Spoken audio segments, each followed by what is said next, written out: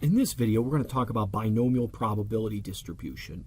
So binomial probability distribution is a discrete probability distribution that describes probabilities for experiments in which there are two mutually exclusive outcomes. So binomial experiments are experiments in which only two outcomes are possible. So there's four criteria or four different requirements that must be met in order for it to be a binomial experiment. Number one, the experiment is performed a fixed number of times. Number two, the trials are independent. So remember, this means that the outcome of one trial will not affect the outcome of the other trials. Three, for each trial, there are two mutually exclusive outcomes, success or failure. Four, the probability of success is the same for each trial of the experiment. Okay, so determine if the following experiments are binomial or not. So a random sample of 30 cars in a used car lot is obtained and their mileages are recorded. So this experiment is performed a fixed number of times, 30. The trials are independent. The mileage of one car has no bearing on the mileage of other cars. The problem is there's more than two mutually exclusive outcomes. For instance, one car could have 5,000 miles on it. Another car could have 10,000 miles.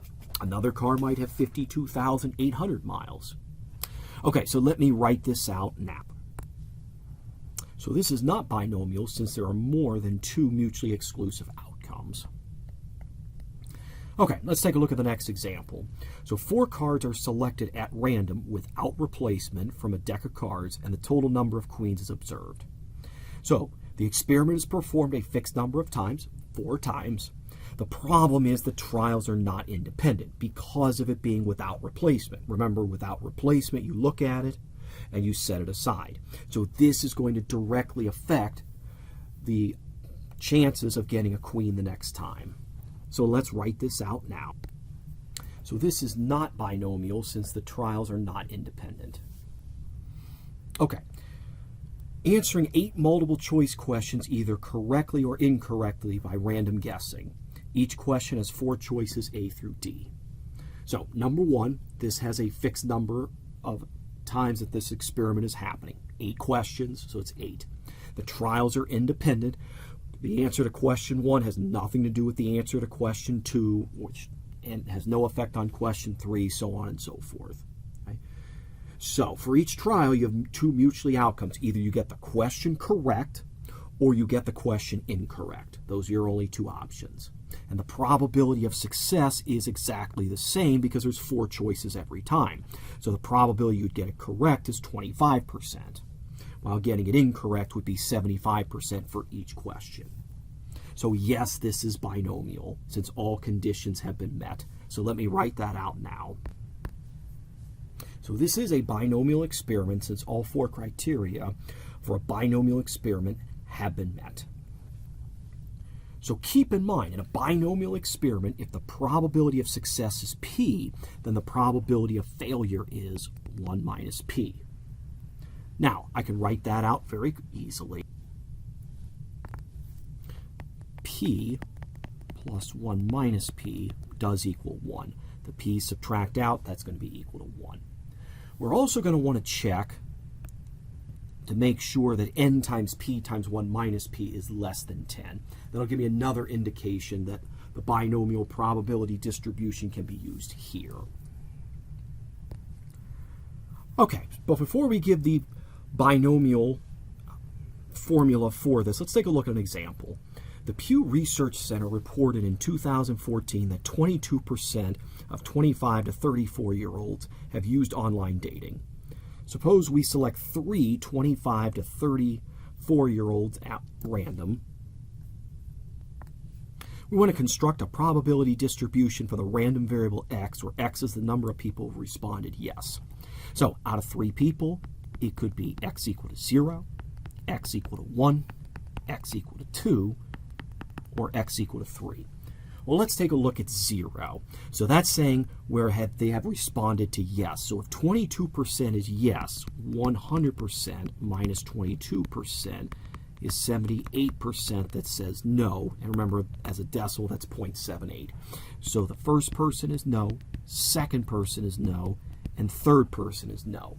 Now keep in mind, this is a combination of 3 people in which 0 of them have selected or have said yes to online dating. So multiply, multiply, and multiply. That gives us this.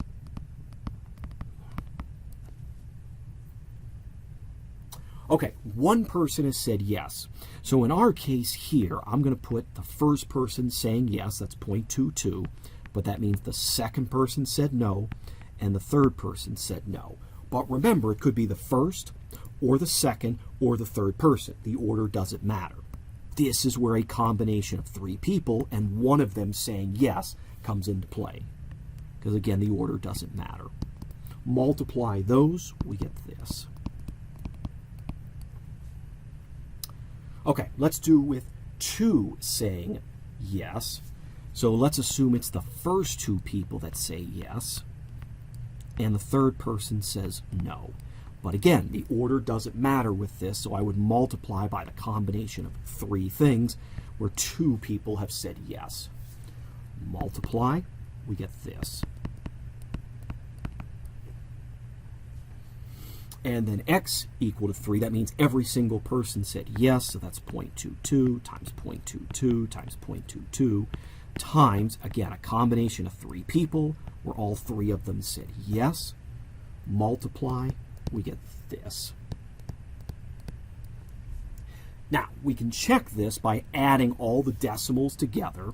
So when you add all 4 of those decimals together, you get 1.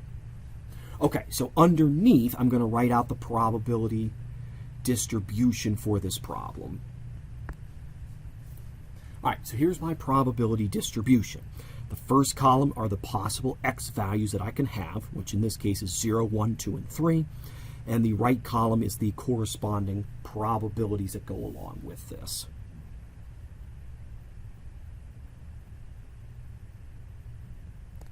Okay, so let's go back for a minute. So how else can I write this? Well, I've got 0.78, and that's taken to the 3rd power. But also I have what?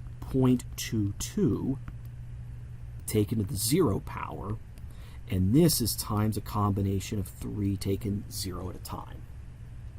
If I rewrite the x equal to 1, that's 0.22 to the 1st times 0.78 squared times the combination of 3 things taken 1 at a time.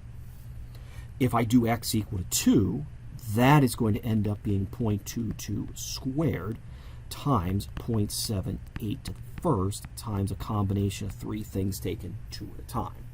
And then 3, that's going to be this.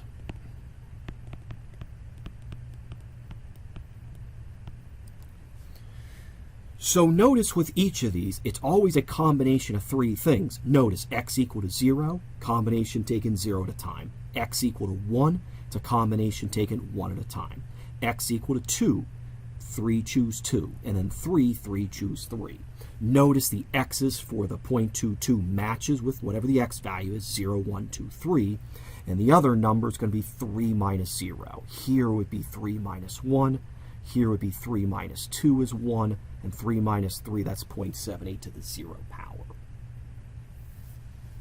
This is the beginnings of what our